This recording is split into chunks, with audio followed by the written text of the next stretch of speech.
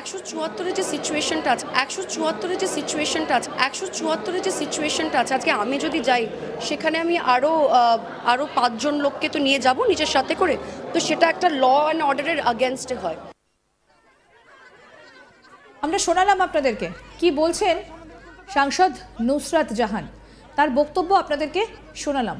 কি বলছেন তিনি বলছেন ওখানে 174 ধারা চলছে, সন্দেশখালি জ্বলছে, আর এদিকে সাংসদের দেখা নেই। সাংসদ নাকি এদিকে জানেনই না কোন ধারা চলছে সন্দেশখালিতে। নুসরাত বলছেন 174 ধারা চলছে সন্দেশখালিতে। ভাবতে পারছেন 144 ধারার বিষয়ে আসলে কিছু তো জানেনই না সাংসদ।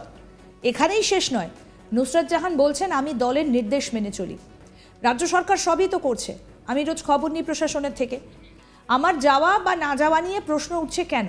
ওখানে 174 চলছে, আমাদের প্রশাসনের ওপর ভরসা রাখতে হবে। আসুন শোনাই আপনাদের কি বলছেন অভিনেত্রী সাংসদ নুসরাত জাহান, শুনুন পুরোটা। আমি কিন্তু দলের নির্দেশ মেনে চলি টিল ডেট। আমার মনে হয় যে সিচুয়েশনটা সন্দেশখালিতে তৈরি হয়েছে, স্টেট গভর্নমেন্ট কিন্তু প্রত্যেক দিনই লোকালদেরকে হেল্প পাঠাচ্ছে এবং যা যা করণীয় সেগুলো করা হচ্ছে। যেমন এখন 7 দিনের মধ্যে কিন্তু হাইকোর্টের যে এখন এসছে, যেখান থেকে হাইকোর্ট বলেছে যে within 7 days that man should be caught. So definitely যা যা করণীয় বা যা যা নির্ণয় নেবার সেটা স্টেট গভর্নমেন্ট নিচ্ছে এবং আমি রেগুলারলি সেখানকার অ্যাডমিনিস্ট্রেশনের সাথে যোগাযোগ রেখেছি। আমার যার সাথে যোগাযোগ রাখার কথা নিয়মিতভাবে সেটা আমি করছি। আমার সন্দেশখালি যাওয়া বা না যাওয়া নিয়ে প্রশ্ন উঠছে কেন আমি জানি না। মানুষকে আমি হতাশ না করে এটা বলতে চাই ওখানে একটা সিচুয়েশন চলছে।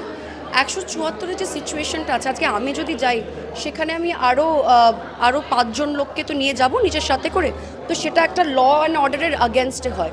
So definitely I will never do anything which is against the law and order and remember we are not above the law. সবসময় এটা মনে রাখতে হবে এবং আমাদের সিস্টেমের উপর অ্যাডমিনিস্ট্রেশনের উপর একটু ভরসা রাখতে হবে, মানুষের ডেফিনেটলি বিচার পাবে।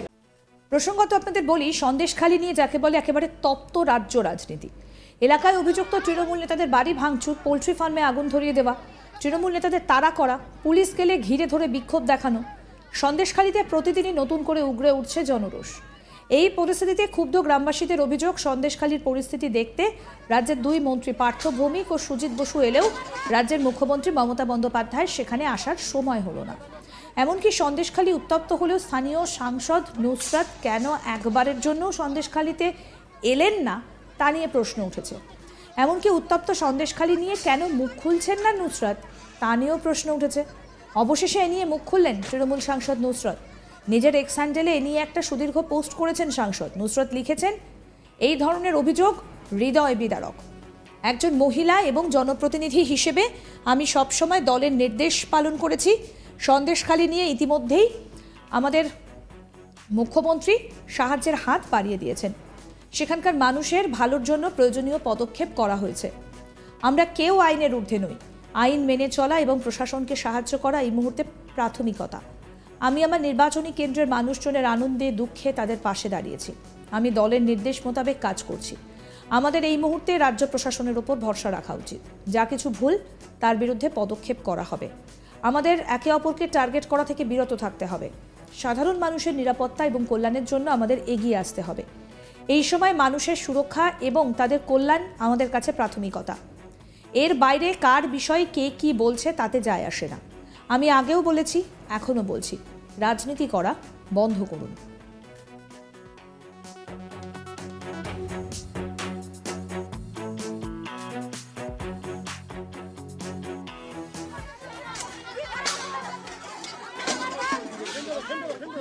প্রসঙ্গত আপনাদের বলি, সন্দেশখালির পরিস্থিতি খতিয়ে দেখতে, গ্রামবাসীদের অভাব অভিযোগ শুনতে রাজ্যের দমকল মন্ত্রী সুজিত বসু এবং সেচমন্ত্রী পার্থ ভৌমিক বেশ কয়েকবার গিয়েছেন সেখানে। সন্দেশখালির বিভিন্ন এলাকায় গিয়ে গ্রামবাসীদের ক্ষোভ যতটা সম্ভব প্রশমনেও চেষ্টা করেছেন তারা। বার্তা দিতে চেয়েছেন মুখ্যমন্ত্রী, কিন্তু তাদের পাঠিয়েছেন, তাদের পাশেই রয়েছেন মুখ্যমন্ত্রী। এখানেই প্রশ্ন উঠছে, এত কিছু হয়ে গেল, রাজ্যের মুখ্যমন্ত্রী মমতা বন্দ্যোপাধ্যায় কিন্তু একবারও এলেন না।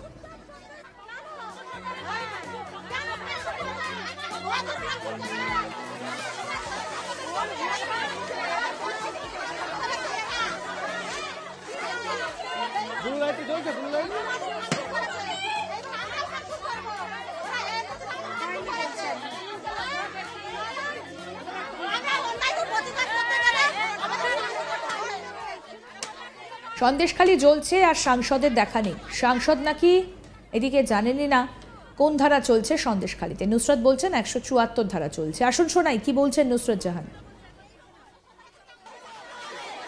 174-এর যে সিচুয়েশনটা আছে, 174-এর যে সিচুয়েশনটা আছে, 174-এর যে সিচুয়েশনটা আছে, আজকে আমি যদি যাই সেখানে আমি আরও 5 জন লোককে তো নিয়ে যাব নিজের সাথে করে, তো সেটা একটা ল অ্যান্ড অর্ডারের আগেনস্টে হয়। আমি কিন্তু দলের নির্দেশ মেনে চলি টিল ডেট। আমার মনে হয় যে সিচুয়েশনটা সন্দেশখালিতে তৈরি হয়েছে, স্টেট গভর্নমেন্ট কিন্তু প্রত্যেক দিনই লোকালদেরকে হেল্প পাঠাচ্ছে এবং যা যা করণীয় সেগুলো করা হচ্ছে। যেমন এখন 7 দিনের মধ্যে কিন্তু হাইকোর্টের যে এখন এসছে, যেখান থেকে হাইকোর্ট বলেছে যে within 7 days that man should be caught. So definitely যা যা করণীয় বা যা যা নির্ণয় নেবার সেটা স্টেট গভর্নমেন্ট নিচ্ছে এবং আমি রেগুলারলি সেখানকার অ্যাডমিনিস্ট্রেশনের সাথে যোগাযোগ রেখেছি। আমার যার সাথে যোগাযোগ রাখার কথা নিয়মিতভাবে সেটা আমি করছি। আমার সন্দেশখালি যাওয়া বা না যাওয়া নিয়ে প্রশ্ন উঠছে কেন আমি জানি না। মানুষকে আমি হতাশ না করে এটা বলতে চাই, ওখানে একটা সিচুয়েশন চলছে। 174-এর যে সিচুয়েশনটা আছে, আজকে আমি যদি যাই সেখানে আমি আরও 5 জন লোককে তো নিয়ে যাব নিজের সাথে করে, তো সেটা একটা ল অ্যান্ড অর্ডারের আগেনস্টে হয়।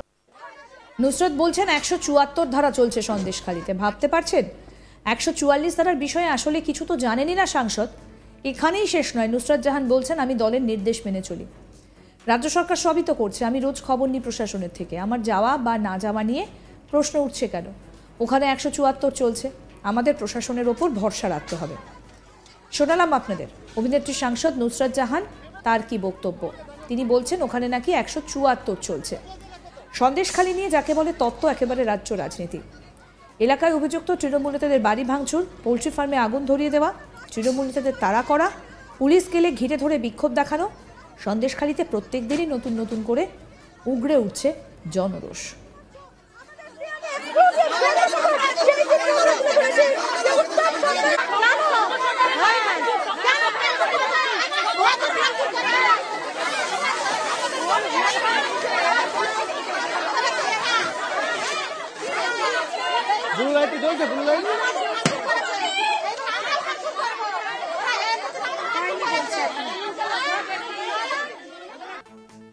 আরও আপডেট পেতে দেখতে থাকুন আজ তাক বাংলার ইউটিউব চ্যানেল। সাবস্ক্রাইব করুন, নোটিফিকেশন পেতে বেল বাটন অপশন প্রেস করুন।